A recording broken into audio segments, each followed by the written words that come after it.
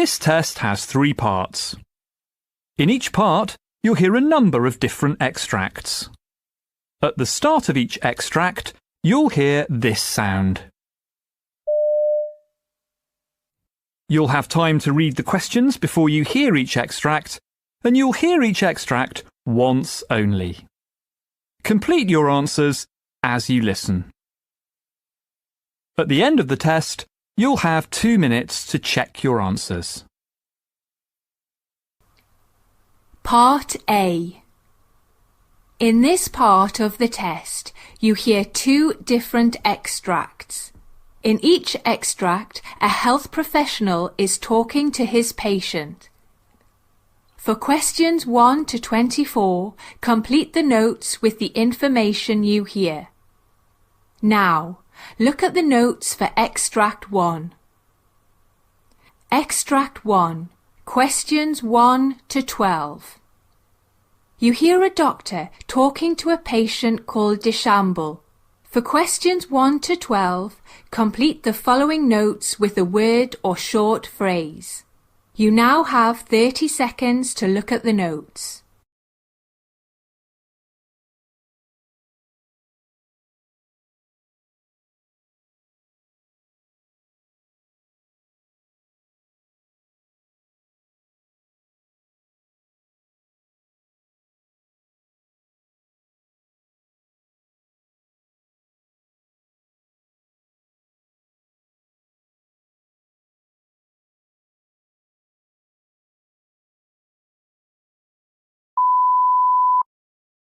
Hello, Doctor. May I come in? Yes, please, be seated. May I know your problem? Well, I'm a patient with marginal B-cell lymphoma, for which I had a splenectomy 2 years ago. But last year I developed a diffuse large B-cell lymphoma that was treated with CHOP reduction. The disease again went into complete remission. OK, then what happened now?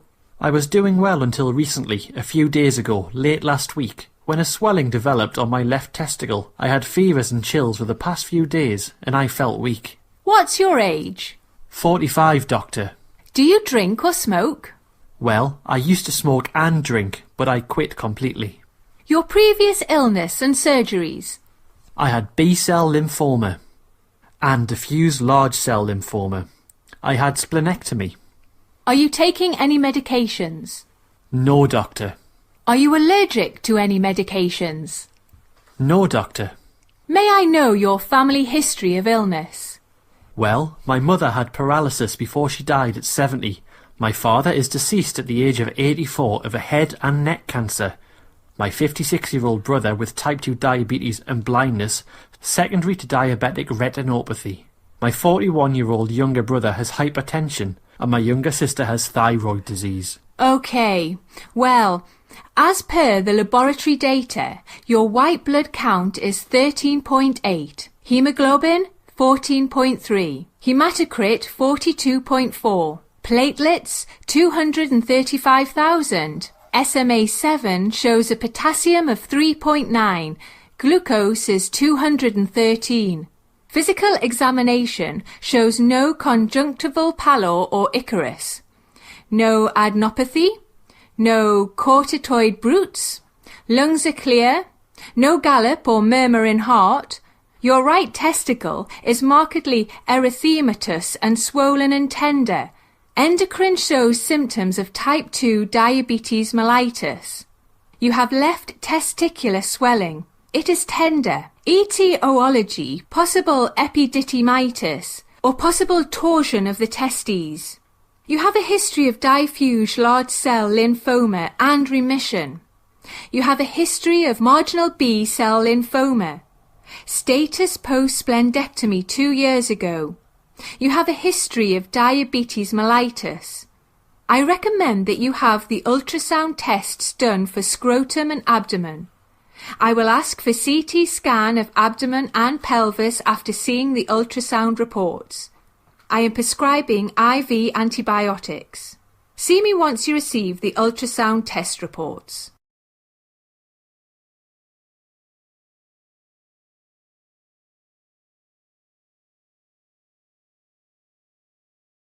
Extract 2. Questions 13 to 24. You hear a physician talking to a patient called Thomas Andrews. For questions 13 to 24, complete the following notes with a word or short phrase. You now have 30 seconds to look at the notes.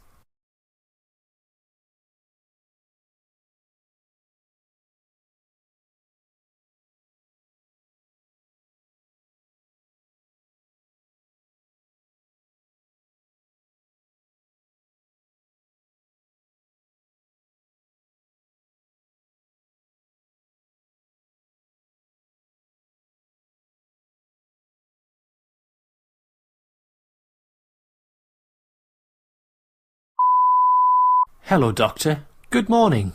Yes, good morning. What's your problem? Well, Doctor, I have a sinus problem. I get post-nasal drainage, facial pain, headaches, sore throat and congestion. Since how many days have you been facing this problem? For the past 2 weeks, Doctor. I'm also getting snoring, teeth pain and nasal burning. Is it moderate or severe? It worsens in the evening and morning. What's your age? 47, Doctor. Did you have any illness previously or any surgeries? Yes, surgeries, gallbladder and hernia. Do you drink, smoke? I don't drink, but I smoke 1 pack of cigarettes per day for the past 15 years. Any of your family members have any illness? Yes, I have a family history of allergies and hypertension. What are the medications you are taking? Claritin, Dilantin and Rhinocort nasal spray. Are you allergic to any medicine? No, Doctor. Well, your auricle's external auditory canals reveal no significant abnormalities bilaterally. TM's intact with no middle ear effusion and are mobile to insufflation. Your intranasal exam reveals moderate congestion and purulent mucus. Your oropharynx examination shows teeth. Alveolar ridges reveal missing molar. Examination of the posterior pharynx show a prominent uvulva and prominent postnasal drainage. The palatine tonsils are 2+ and cryptic. The palpation of anterior neck reveals no tenderness. Examination of the posterior neck shows mild tenderness to palpation of the suboccipital muscles. Facial examination shows there is bilateral maxillary sinus tenderness to palpation. Waters View X-ray reveals bilateral maxillary mucosal thickening. You have acute maxillary sinusitis, 461.0. Snoring, 786.09.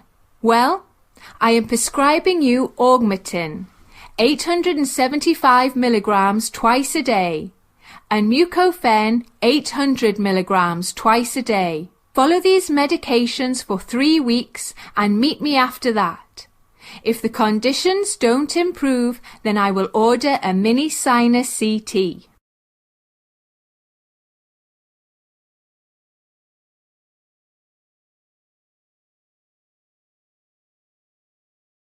That is the end of Part A. Now look at Part B. Part B. In this part of the test, you'll hear 6 different extracts. In each extract, you'll hear people talking in a different healthcare setting. For questions 25 to 30, choose the answer A, B or C which fits best according to what you hear. You'll have time to read each question before you listen. Complete your answers as you listen. Now look at question 25. You hear a discussion between a doctor and nurse about hypoxia and its causes. Now read the question.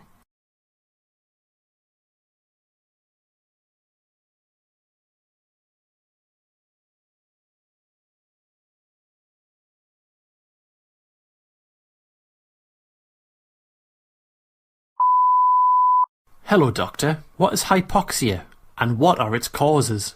Well, Hypoxia means low oxygen, but is described as a deficiency in the amount of oxygen that reaches the body tissues. Hypoxia differs from hypoxemia, which means insufficient amount of oxygen in the blood. In hypoxic hypoxia or hypoxemia, the tissues do not get adequate amount of oxygen since there is a lack of oxygen in the blood flowing to the tissues. Generally, hypoxic hypoxia is caused due to inadequate breathing and other causes. In anemic hypoxia, low levels of hemoglobin lead to a decreased ability of the blood to carry oxygen that we breathe in. Therefore, the tissues get a diminished supply of oxygen. The stagnant hypoxia, or circulatory hypoxia, is caused due to inadequate blood flow, resulting in less oxygen supply to the tissues. In histotoxic hypoxia, the tissues are incapable of utilizing the adequate amount of oxygen available, despite the adequate oxygen inhaled through the lungs and delivered to the tissues. Metabolic hypoxia occurs when there is excessive demand for oxygen by the tissues than usual. Oxygen may be absorbed, transported and used properly by the tissues. However, due to a condition that raises metabolism, it is still insufficient. Sepsis is a perfect example of this.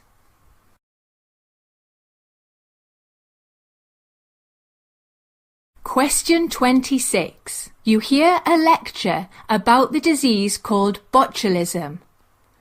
Now read the question.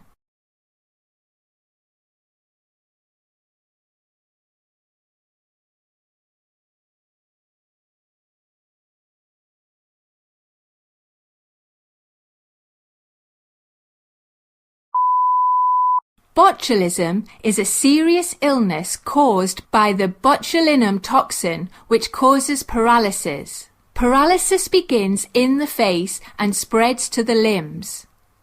When the condition reaches the breathing muscles, it can result in respiratory failure. The toxin is produced by the type of bacterium called Clostridium botulinum. Foodborne botulism occurs by eating foods contaminated with botulinum toxin.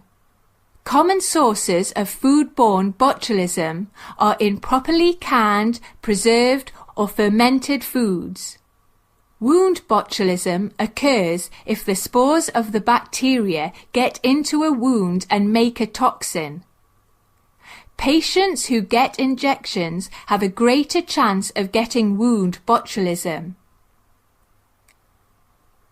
Iatrogenic botulism occurs when excessive botulinum toxin is injected for cosmetic purposes, such as for wrinkles, or for medical reasons, such as for migraine headaches.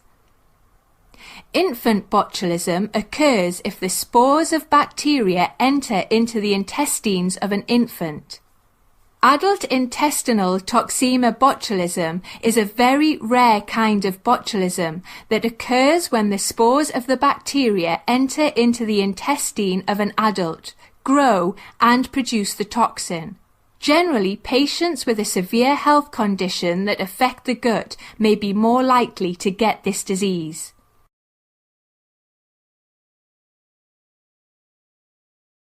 You hear a discussion about gastroesophageal reflux disease. Now read the question.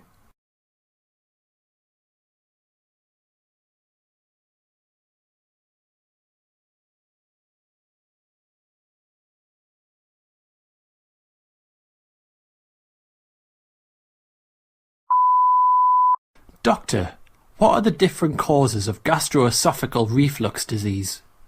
Gastroesophageal reflux disease, or heartburn, is caused in many different ways. If the lower esophageal sphincter dysfunctions, then the lower esophageal sphincter will not close completely after the food reaches the stomach. Stomach acid will then back up into the esophagus. A hiatal hernia occurs when the upper part of the stomach is thrusted upwards into the chest through an opening in the diaphragm. This occurs due to a weakening in the diaphragm or due to increased abdomen pressure, such as with obesity. This opening is called the esophageal hiatus or diaphragmic hiatus. It is considered that a hiatal hernia weakens the lower esophageal sphincter and causes reflux. When a patient has a motility disorder or slow stomach emptying is caused due to a problem within the muscle itself or a problem with the nerves or hormones that control the muscle contractions. Over 50% of the patient with gastrointestinal reflux disorder have abnormal nerve or muscle function in their stomachs, resulting in impaired motility. Esophageal irritation is caused when certain types of food, drink, smoking, and medications can directly irritate the lining of the esophagus. In such conditions, it makes a difference to take the pill with a full glass of water and to stay upright after taking medicines for about 30 minutes.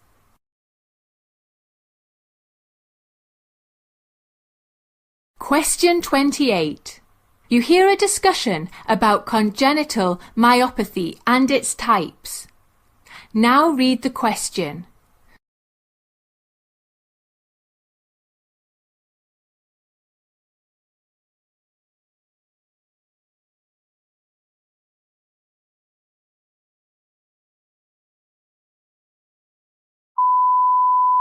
Hello, Doctor.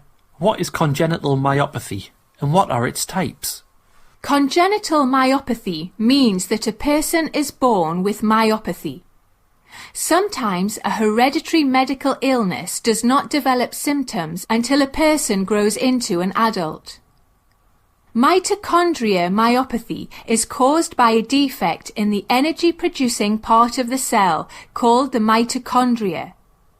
There are several types of mitochondrial myopathy which are caused by hereditary mutation abnormalities in the genes. However, they can also occur without any family history. Metabolic myopathy is a group of diseases caused by metabolic problems that interfere with the muscle function. Generally, this condition is caused by defects in the genes that code for certain enzymes that are essential for normal muscle movement. Nemaline myopathy is a group of disorders characterized by the presence of structures called nemaline rods in the muscles. Nemaline myopathy is often linked with respiratory muscle weakness. Central core myopathy is an inherited disease causing weakness, bone problems, and severe reactions to some medicines. Muscular dystrophy is a group of diseases caused by degeneration of the muscle or abnormally formed muscle cells. The main difference between myopathy and muscular dystrophy is that muscles do not function properly in myopathy, whereas the muscles degenerate in muscular dystrophy.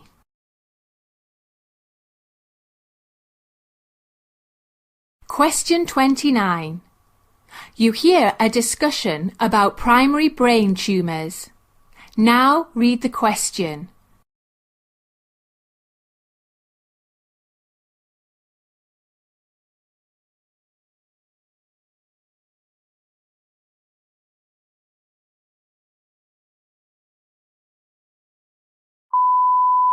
Hello, Doctor. What are the types of primary brain tumours? Well, there are many types of primary brain tumours, which are named according to the type of cell or the part of the brain in which they start. For instance, most primary brain tumours begin in the glial cells. This type of tumour is called a glioma. Among adults, the most common types of brain tumours are astrocytoma tumour, arises from star-shaped glial cells called astrocytes. It can be any grade. In adults, an astrocytoma most often arises in the cerebrum. Oligodendroglioma tumour begins from cells that make the fatty substance that encases and protects nerves. It usually occurs in the cerebrum. Oligodendroglioma tumour can be either grade 2 or 3. Meninoma tumour begins in the meninges. It can be grade 1, 2 or 3. It's usually benign grade 1 and grows gradually.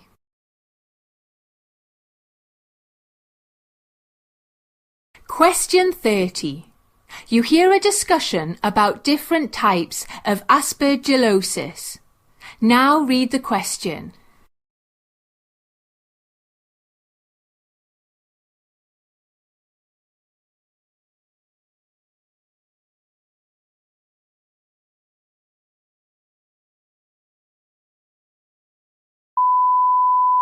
Doctor, what are the different types of aspergillosis?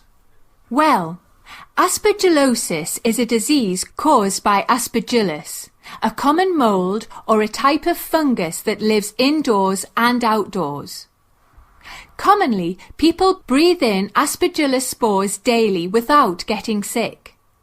However, people with weak immune systems or lung diseases are at higher risk of developing health problems due to aspergillus. There are different types of aspergillosis.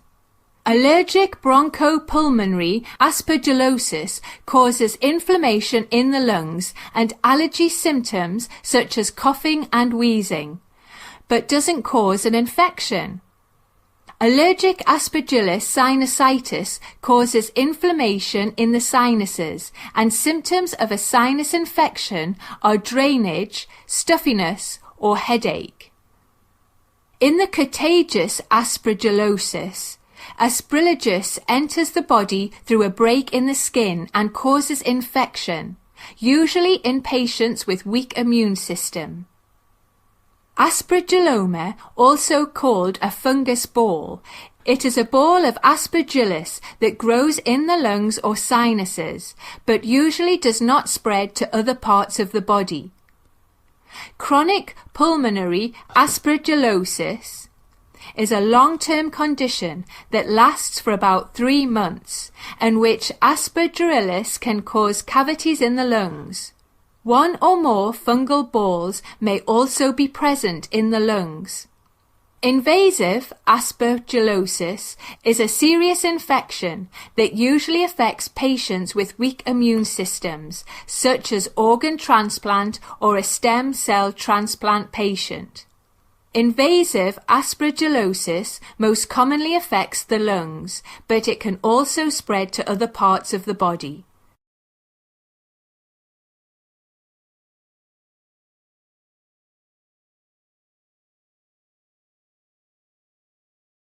That is the end of Part B. Now look at Part C. Part C. In this part of the test, you'll hear 2 different extracts. In each extract, you'll hear health professionals talking about aspects of their work. For questions 31 to 42, choose the answer A, B or C, which fits best according to what you hear. Complete your answers as you listen. Now look at Extract 1. Extract 1. Questions 31 to 36. You hear the lecture given by a physician on different categories of strokes and their location. You have 90 seconds to read questions 31 to 36.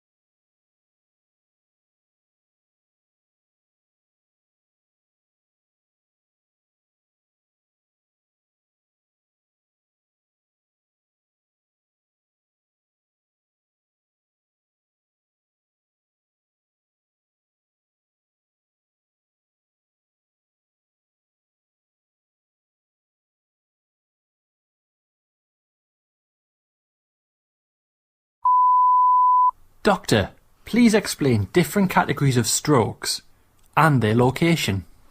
Well, there are many different types and categories of stroke. The two main types of strokes are defined by their location and by the cause of tissue damage in the brain. Cause of tissue damage. Often the causes can help determine the prognosis and appropriate method of treatment. Stroke caused by a blood clot is known as ischemic stroke, caused due to the lack of blood supply, oxygen and vital nutrients to a specific region of the brain tissue. An ischemic stroke may be caused by an embolus, a blood clot travelling from another part of the body. It may be caused by a thrombus as a result of a cerebrovascular disease. Or it may be caused due to vasospasm, the sudden severe narrowing of a blood vessel in the brain. Bleeding of a blood vessel in the brain results in a hemorrhagic stroke. At times, the rupture of a brain aneurysm causes bleeding. Extreme changes in blood pressure may trigger the rupture of a brain aneurysm. At times, a region of the brain that was damaged by ischemic can bleed within the first few days after a stroke, causing a secondary hemorrhage. A watershed stroke is caused by low blood pressure or low blood flow, compromising the blood supply to susceptible regions of the brain. A watershed stroke may occur in areas of the brain that are supplied by tiny arteries. Strokes are also characterized by their location, since the affected part of the brain links to specific neurological or behavioral deficits. A cortical stroke affects the cerebral cortex that controls high-level processing. Different parts of the cerebral cortex control different functions. Frontal cortex or frontal lobe stroke often causes muscle weakness on the opposite side of the body and trouble with decision-making. Patients with a stroke involving the frontal cortex may display socially inappropriate behavior, paranoia, or may regress in maturity. Occasionally, this may result in loss of bladder or bowel control. The parietal cortex is involved with integration of language and sensation. Patients with a parietal stroke often display impaired sensation or trouble with speech. The occipital cortex involves vision. Therefore, a stroke in this area may cause partial or complete loss of vision on the opposite side of the occipital region affected. The temporal cortex is involved with language and hearing. Patients with a temporal lobe stroke often have trouble understanding the spoken or written language.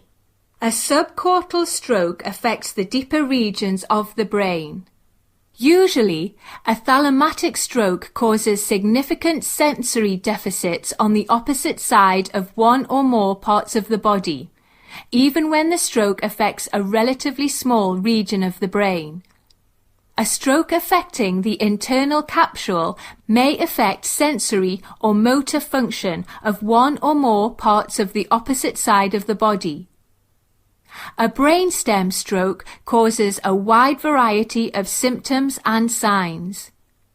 It may cause weakness, sensory changes, or troubled speech. This condition can affect the movement of the opposite side or the same side of the face or mouth.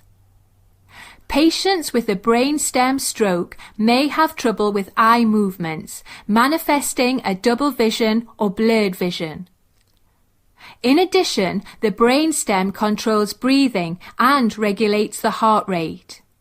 A brainstem stroke may affect vital functions, even when a relatively small area is affected. Some strokes are named after the blood vessel that was bleeding or blocked.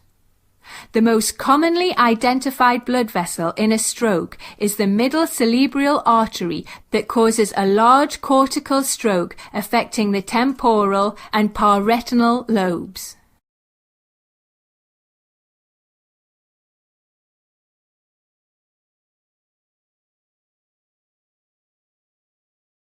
Now look at Extract 2. Questions 37 to 42. You hear the monologue of a physician giving a lecture on the hemolytic anemia.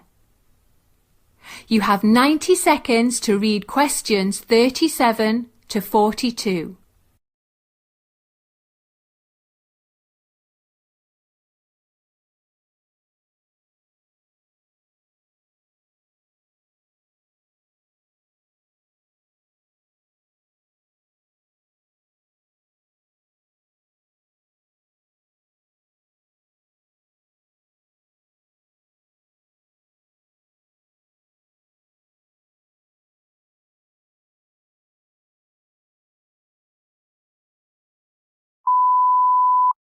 Hello everybody.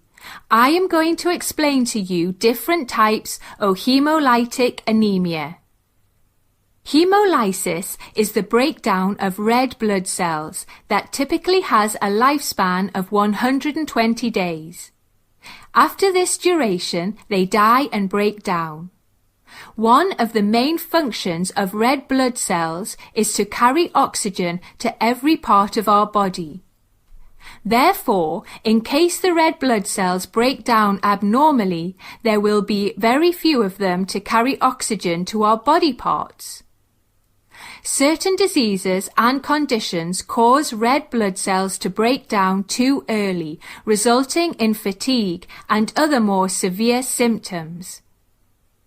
There are different types of hemolytic anemia, and the conditions can be either inherited or acquired. Let me explain to you certain disorders and conditions of different types of hemolytic anemias. Inherited hemolytic anemias usually occur due to a faulty gene that controls red blood cell production. While moving through the bloodstream, abnormal red blood cells may be fragile and break down.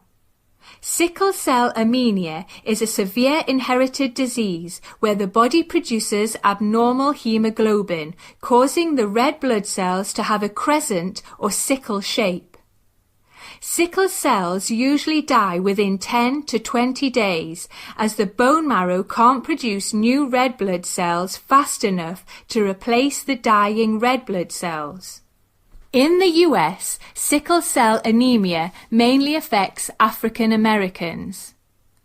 Thalassemias are the inherited blood disorders where the body can't produce certain types of hemoglobin in adequate quantity, causing the body to produce less healthy red blood cells. Hereditary spherocytosis occurs when the outer covering of red blood cells, called the surface membrane, is defected. In this condition, red blood cells have an abnormally short lifespan and a ball-like or sphere shape.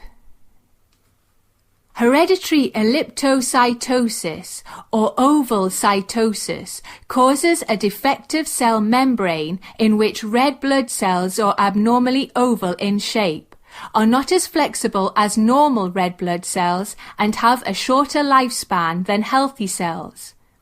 Glucose 6-phosphate dehydrogenase deficiency occurs when the red blood cells are missing an important enzyme called G6PD. The lack of enzyme causes the red blood cells to rupture and die when they contact certain substances in the bloodstream. For the patients with G6PD deficit, severe stress, infections, certain drugs or foods can cause the destruction of red blood cells. Certain examples of such triggers include aspirin, anti-malaria drugs, sulfur drugs, non-steroidal anti-inflammatory drugs, naphthalene or fava beans. Pyruvate kinase deficiency is caused when the body is missing an enzyme called pyruvate kinase. And with this condition, the red blood cells tend to break down quickly. Acquired hemolytic anemias occur when the hemolytic anemia is acquired. In this condition, although the red blood cells may be normal, certain disease or other factors will cause the body to destroy the red blood cells in the spleen or bloodstream. With immune hemolytic anemia, the immune system destroys healthy red blood cells. The three main classifications of immune hemolytic anemia are autoimmune hemolytic anemia, which is the most common hemolytic anemia condition. For some unknown reason, this disease causes the body's own immune system to produce antibodies that start attacking our own healthy red blood cells. This disease may become severe and grow very aggressively. Alloimmune hemolytic anemia occurs when the immune system attacks transplanted tissues, a blood transfusion, or the fetus in some pregnant women. This disease can occur if the transfused blood is a different blood type than our own blood, and it can also occur during pregnancy when a woman has rhesus negative blood and her fetus has rhesus positive blood. Drug-induced hemolytic anemia occurs when a medicine triggers the immune system to attack its own red blood cells. In such case, one may be drug-induced hemolytic anemia. Chemicals in medicine, such as penicillin, can attach to the red blood cell surfaces and cause the development of antibodies. Mechanical hemolytic anemias cause physical damage to red blood cell membranes, which can cause destruction at a faster rate than normal. The damage may be caused by changes in the small blood vessels, or due to the certain medical devices, high blood pressure during pregnancy called preeclampsia, or a condition that causes seizures in pregnant women called eclampsia. Malignant hypertension, or a rare blood disorder such as thrombotic thrombocytopenic purpura, that causes blood clots to form in small blood vessels throughout the body. Moreover, participating in strenuous activities can also result in blood cell damage in the limbs at times. With paroxysmal nocturnal hemoglobinuria, the body will destroy abnormal red blood cells caused by a lack of certain proteins more rapidly than normal. Individuals with this disease are at increased risk for blood clots in the veins and low levels of white blood cells and platelets. Certain infections, substances, and chemicals can also damage red blood cells, resulting in hemolytic anemia. For instance, toxic chemicals, malaria, tick-borne diseases, or snake venom.